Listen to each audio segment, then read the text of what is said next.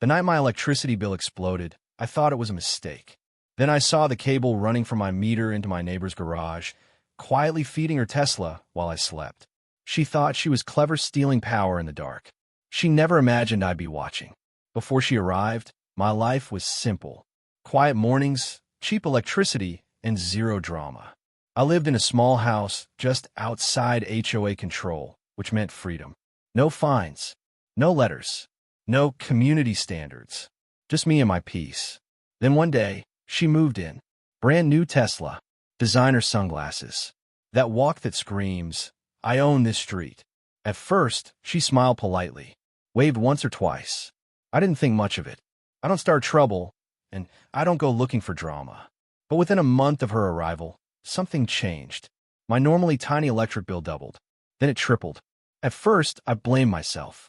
Maybe I left something on? Maybe winter heating costs? Something had to explain it. But deep down, I knew something was wrong. That next bill was the one that made my stomach drop. 3 times higher than normal. I unplugged everything. Lights off, AC off, even the fridge for a few hours. Then I checked the meter. Still spinning like a slot machine. I called the electric company, and after a long hold and a half-away customer service agent, I finally got confirmation. My usage had spiked overnight every single day. Overnight. That was the detail that stuck in my head.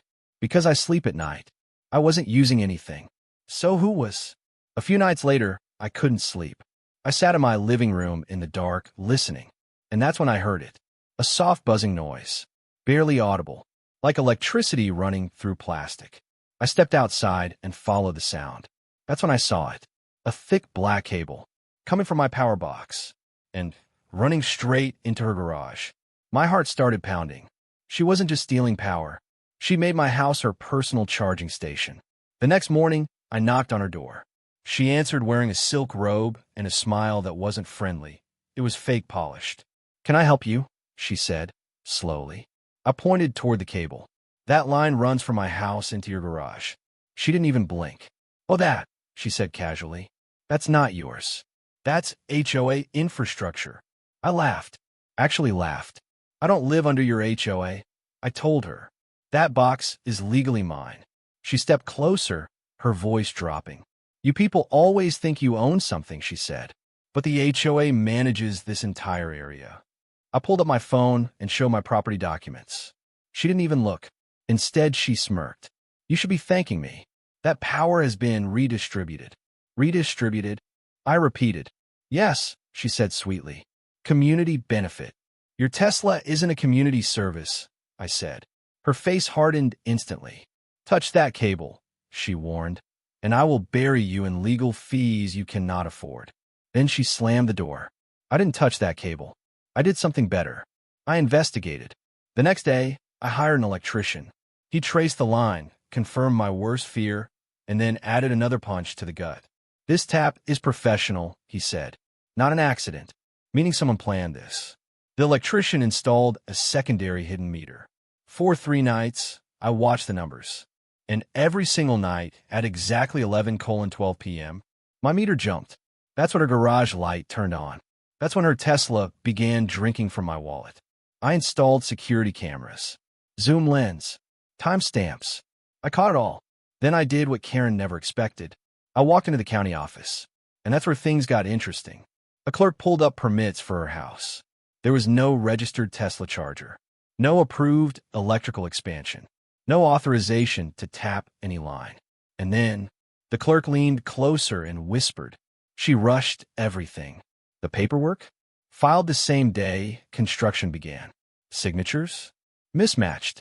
Survey? Wrong. Karen hadn't bent the rules. She broke them. Every single one. The HOA didn't know. Or worse, they knew and didn't care. Either way, it wouldn't save her. I didn't confront her. I didn't rage. I didn't shout. I prepared. My electrician and lawyer worked together. One legally, one technically. I installed something called a surge capture system. Not illegal, not harmful, completely within regulation. Built to monitor loads and protect equipment. But here's the thing. When someone steals power and overloads the system, the protection cuts off. Hard. And when sensitive electronics meet unstable intake, Bad things happen. I let her continue charging. I said nothing. I waited. Because the longer she stole, the worse it would be. I gathered 3 full months of evidence. Usage records, timestamps, video proof, permit violations, HOA emails where she bragged about handling it. And then I flipped one switch. Not at my house. Not at her house. At the court. It happened at night. Of course it did. I was sitting with a cup of coffee when I heard screaming. Not angry screaming. Panic screaming. I stepped outside. Her garage was open. Her Tesla sat still. Dead. No lights. No charge. No response. Karen was shaking her phone, yelling at roadside service. Neighbors poured out of their houses. Someone whispered, "Her Tesla's fried." The HOA president arrived. The police showed up minutes later. That's when I walked forward, with evidence. The officer reviewed my footage. The electrician's report. The county violation notice. The fake permit. The illegal tap. Karen's mouth opened. Nothing came out. The HOA president turned pale. "She's been stealing power," he whispered. The officer disconnected the cable. And right there, under flashing lights, Karen's kingdom collapsed. The court case didn't take long. The judge ruled fast. Fines, repairs, reimbursement, investigation. The HOA president was removed. Karen's name was flagged in the county system. Insurance denied her Tesla claim. Her charger was confiscated. Her fake paperwork was shredded. And my bill? Refunded. 3 months of theft returned to me. Karen stopped coming outside. Her house went quiet. Real quiet. Within weeks, a for sale sign appeared. Funny thing about bullies, they're strong until the light hits them. I stand on my porch now and listen to silence. No buzzing. No theft. No lies.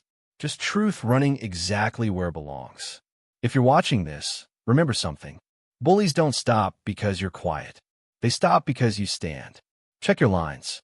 Check your rights. Trust your instincts. And when someone thinks they're smarter than you, outwork them, outlast them, outprove them. Because justice doesn't shout. It waits, and then it strikes clean,